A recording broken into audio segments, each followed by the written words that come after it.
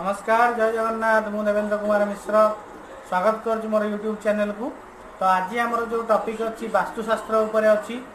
तो वास्तुशास्त्र रे जोटा कि मुख्य जिनस दर्पण व्यवहार से विषय में आम घरे जो दर्पण व्यवहार कर विषय में आपको किसी टिप्स देवी। तो निहाती भाव यहाँ आप फलप्रद हम। तो आसतु वीडियो को स्टार्ट करवा टाइम नष्ट न करके पूर्व जब आप मो चैनल को प्रथम थर आसते सब्सक्राइब बटन टी प्रेस कर चैनल को सब्सक्राइब करूँ पाखे बेल आइकन टी प्रेस कर मोर वीडियो प्रथम नोटिफिकेशन आप मोबाइल पाँच। वास्तुशास्त्र एमती गोटे जिनस आम या डरवा कथा नुहे। प्रथम वास्तुशास्त्र आउ ज्योतिष विद्या या निहाती आम कि मानिकी चलवा निहाती आमर आवश्यक जहाँफल आमर जीवन यार प्रभाव पकई थाए आम सफलता साहाय्य करता है। तो वास्तुशास्त्र में मिरर जो भूमिका रोचे गुरुत्वपूर्ण। तो मुझे जनाऊँ गोटी गोटी कर आम मिरर रे कौन उपयोग करिया मिरर आ कौन उपयोग न करिया। तो प्रथमतः आम जब बेडरूम रे मिरर यूज करुचे प्रथमतः तो बेडरूम रे मिरर यूज करूँ ना जदि करुँच भी ताले राति समय हो कि अलग टाइम हो परदार घोड़े रखु अथवा से किसी विंडो सिस्टम करूँ जहाँफल मिरर टी जिते आप यूज करना ढांकी रहा देखा ना सब आप चेहरा देखा ना फल यार प्रभाव भल पड़ता है। निहाती भाव जदि आप न कर सब मिरर खोला रोचे कि सब आपंकर बॉडी देखा कि आपंकर मुँह देखा आपंकर घर उपर नेगेटिव प्रभाव पकई थाए आपण नेगेटिव प्रभाव पकई थाए जहाँफल आप देह खराब हवा आपंकर किसी कम असफलता हवा यहाँ निहाती भाव देखा जाए। तो यहाँ ध्यान रखिए। तो तापर आम सेकेंड पॉइंट को जब आसवा आपण भंगा मिरर जो रोचे भंगा दर्पण व्यवहार करूँ ना केवे भी भंगा दर्पण को व्यवहार करेंगे ना कारण यहाँ अशुभ कम यूज होता है। भंगा दर्पण जब आम मुँह देखे कि आम यूज करुचे ताल आमर जो रोचे नेगेटिव एनर्जी एक्टिव होता है जहाँफल आम जीवन में खराब हवा तो संभावना बहुत रोचे।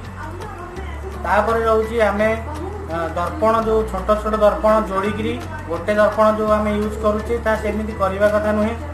दर्पण केवल बड़ साइज आ गोटे दर्पण ही आम यूज करा गोटे काचर दर्पण ही आम यूज करवा आम निहाती भाव जरूरी जोटा कि आपणकर एनर्जी को गोटे जोटा रुहति आम फ्लोर ही नहीं थाए जहाँफल आपणकर लाइफ भी बहुत खुशी जाए।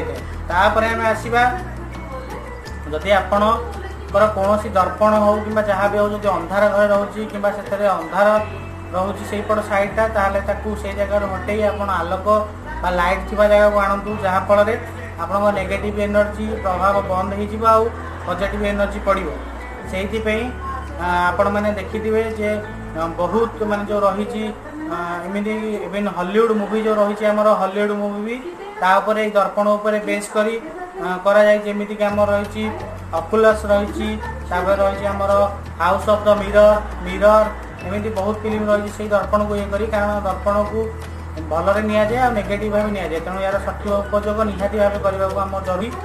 तो छात उपर जो आम जो रोचे कि शोचे तार छात जो रोचे छात उपर आम दर्पण लगेगा कथा नुहे दर्पण यूज करा नुहे। ए तो आम जो रोचे डेकोरेटर इंटेरियर डेकोरेटर जो मैंने कर दर्पण व्यवहार छात उपर भी कर कारण से कहते हैं आप सब मुँह देखिपारे कि ठीक नुहे।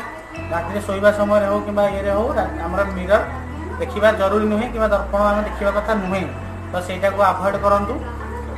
तापर रोचे आमर मध्यरात्रि पर आप दर्पण यूज करूँ ना मध्यरात्रि पर रातिर अंधार में आप दर्पण यूज बहुत करूँ कि आभोड ही करूँ तो सहीटा ही भल रहा। तो तापर आम आसवा दर्पण आम कौटी लगेगा आ केमिति लगेगा। तो दर्पण आम उत्तर पूर्व दिगरे लगे पार ना उत्तर और पूर्व ये दिग को आम चूज करके दर्पण यूज आम करवा लगेगा जहाँफल आपंकर घरे पॉजिटिव एनर्जी सब लगी रहा आपन देह फेह खराब पड़ोनी कि आपंकर उन्नति निहाती भाव हम। तो ये दर्पण उपर वास्तुशास्त्र किसी मोर टिप्स। तो आपण यहाँ मानतु या स्वीकार करूँ आपण लाइफ में निहाती भाव किसी ना कि पॉजिटिव प्रभाव पड़ो। तो वीडियोटी को मोर देखि धन्यवाद। वीडियोटी को लाइक करूँ शेयर करूँ आउ सब्सक्राइब करने को भूलें। जय जगन्नाथ जय हिंद।